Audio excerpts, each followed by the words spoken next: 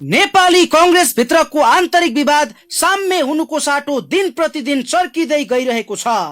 विशेष महाधिवेशनबाट निर्वाचित भएको गगन थापा नेतृत्वको कार्य समितिलाई पूर्व सभापति शेरबहादुर देउबा समूहले अझै स्वीकार गरेको छैन। यसअघि नै निर्वाचन आयोग र सर्वोच्च अदालतले समेत विशेष महाधिवेशनलाई वैधानिकता र नयाँ कार्य समितिलाई मान्यता दिए पनि देउबा पक्षले नयाँ कार्य समितिलाई अझै पार्टी नेतृत्व मानेको छैन। आफ्नो अडानमा कायम रहँदै देउबा पक्ष अहिले फेरि सर्वोच्च अदालतमा पुगेपछि कांग्रेसको आधिकारिकताको विषय पुनः न्यायिक परीक्षणको प्रक्रियामा प्रवेश गरेको छ।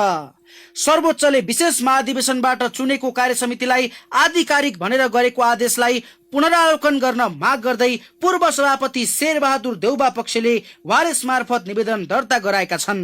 यसअघि विशेष महाधिवेशनलाई निर्वाचन आयोगले मान्यता दिएको भन्दै तत्कालीन सभापति शेरबहादुर देउबा र नेता पूर्णबहादुर खड्का सर्वोच्च अदालत गएका थिए। निर्वाचन आयोग विशेष महाधिवेशनबाट चुनिएका सभापति गगन थापा र उपसभापति विश्वप्रकाश शर्मालाई विपक्षी बनाएर दायर गरिएको मुद्दामा सर्वोच्च अदालतका न्यायाधीश द्वय सारंगा सुवेदी र निरपध्वज निरौलाको इजलासले वैशाख 4 गते विशेष महाधिवेशनबाट चुनिएको सभापति गगन कुमार थापाको कार्य समितिलाई मान्यता प्रदान गरेको थियो। फेरि शक्तिमा फर्किने देउबाको दाउ। स्वास्थ्य उपचारका लागि सिंगापुर हुँदै हङकङ पुगेका कांग्रेस पूर्व सभापति देउबाले छिट्टै स्वदेश फर्किने कुरा वक्तव्य मार्फत सार्वजनिक गरिसकेका छन्। गत फागुनमा भएको निर्वाचन अगावै देश छाडेका देउबा नेपाल आउने नआउने विषयमा अन्यलता थियो। सम्पत्ति शुद्धिकरण लगायतका अभियोगमा उनीमाथि राज्यले छानबिन चलाइरहेको अवस्थामा देउबा स्वदेश फर्किने पूर्वानुमान नै थिएन। तर कमजोर बिन्दुमा पुगेका देउबाले एकाएक स्वदेश फिर्तीको उद्घोष गरेका छन्। यसअघि उनी विरुद्ध जारी भएको पक्राउ पूर्ति समेत खारेज भइसकेको छ। अब न्यायालयले समेत आफ्नो पक्षमा फैसला गरेको खण्डमा पुनः राजनीतिक शक्ति प्राप्त गर्ने देउबाको दाउ छ। देउबा गुट सक्रिय, नयाँ कार्य समितिलाई दबाव। विशेष महाधिवेशनबाट बढारिएको देउबा समूहले एकातिर नयाँ पार्टी खोल्ने तयारी गरेको छ, अर्कोतिर नयाँ कार्य समितिको वैधताको पुनः परीक्षण गर्न सर्वोच्च पुगेको छ। त्यससँगै सार्वजनिक फोरममा समेत देउबा समूहले नयाँ कार्य समितिमाथि आगो ओकलिरहेको छ।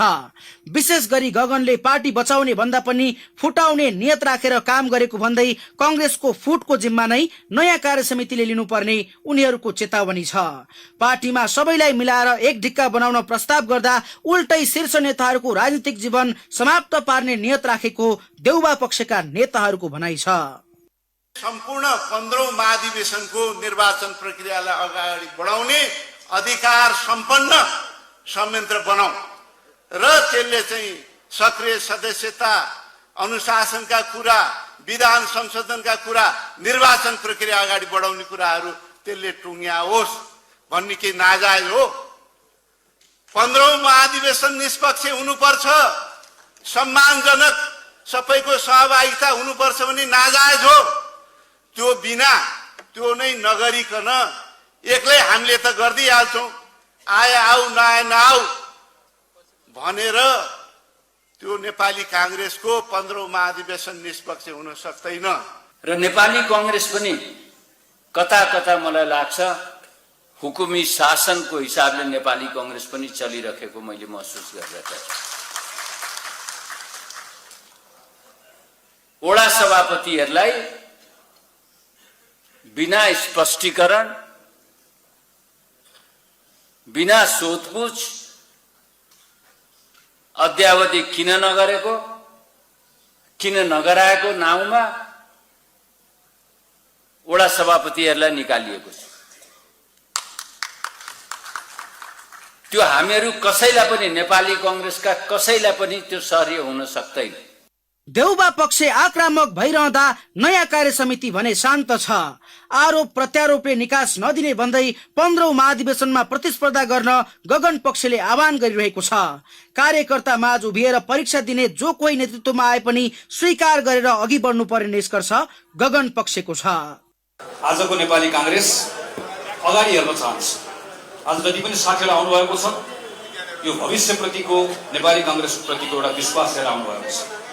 तर भविष्यप्रतिको पाइलाहरू चाल्दै गर्दाखेरि हामीलाई थाहा छ हामी वर्तमानमा इमानदार हुनुपर्छ। र सिक्नका निम्ति हामीले हिजोतिर फर्केर सिक्नुपर्छ। डरै दनक दिने सोचाइ छ होला नि भन्ने साथीहरूको कुरा। म यति मात्रै आग्रह गर्न चाहन्छु, कसैले कहीँ भेला भएर एकदमै धेरै आलोचना गर्नुभयो भनेर त्यतातिर ढुङ्गा हानी राखेर हामी गन्तव्यमा पुग्न सक्दैनौँ। यसरी देशको सबैभन्दा पुरानो प्रजातान्त्रिक दल नेपाली कांग्रेस आन्तरिक कलहकै कारण इतिहासकै संकटपूर्ण अवस्थाबाट गुज्रिरहेको छ। फेरि अदालततर्फ सोझिएको कांग्रेस विवाद सुल्झाउन अब सर्वोच्चका 3 जना न्यायाधीशले पुनरावलोकन गर्ने कि नगर्ने भन्ने बारे निर्णय गर्नेछन्।